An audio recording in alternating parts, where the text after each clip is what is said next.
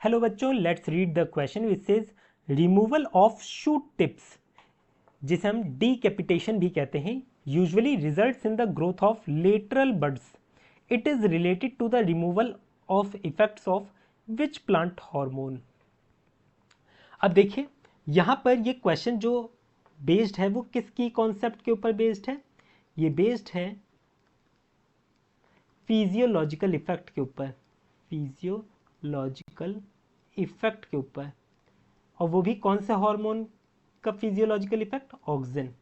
जब हम पढ़ते हैं ऑक्सिन के बारे में तो हमें बताया जाता है ये जो ऑक्सिन हार्मोन है ना, ये एपिकल डोमिनेंस कॉज करता है. Apical dominance.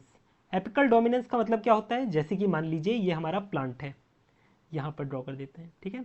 ये प्लांट है, इस तरीके से प्लांट है.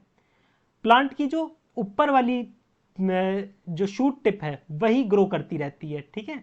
उसके अलावा साइड में कोई ग्रोथ नहीं होती है. इसे हम बोलते हैं एपिकल डोमिनेंस. क्या बोलते हैं? Apical dominance. अब जब साइड में ग्रोथ नहीं होगी तो प्लांट ज़्यादा अच्छे से फैल नहीं पाएगा, है ना. सिर्फ उसकी लेंथ ही बढ़ती रहेगी. अब लेंथ को अगर आपको रोकना है, ठीक है, कि लेंथ ना बढ़े, ये साइड से भी बढ़े, लेटरल ग्रोथ भी हो, लेटरल बड भी ग्रो करें, तो इसके लिए आप लोगों को क्या करना पड़ेगा? ये जो ऊपर वाला पार्ट है इसे आपको हटा देना पड़ेगा. ऊपर वाला पार्ट को हटा देना पड़ेगा.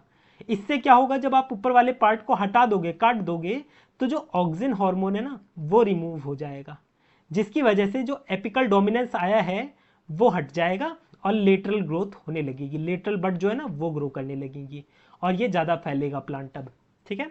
तो यहाँ से हम इसका आंसर कर सकते हैं. इसका आंसर क्या है? इसका आंसर है ऑप्शन 2 करेक्ट आंसर है. बाकी देख लीजिए.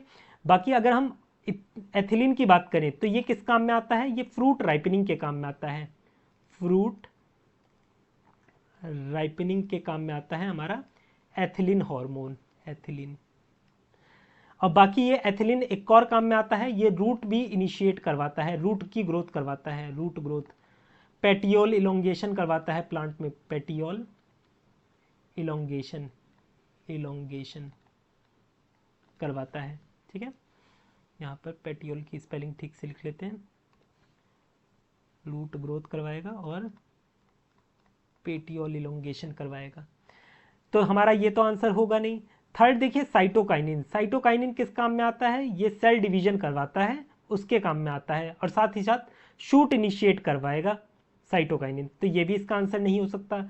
जिब्रेलिक एसिड क्या कॉज करता है? ये बोल्टिंग कॉज करता है और इसका यूज ब्रूइंग इंडस्ट्री में यूज होता है माल्टिंग को स्पीड अप करने के लिए.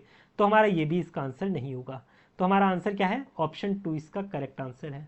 I hope you understood it well. Best of luck.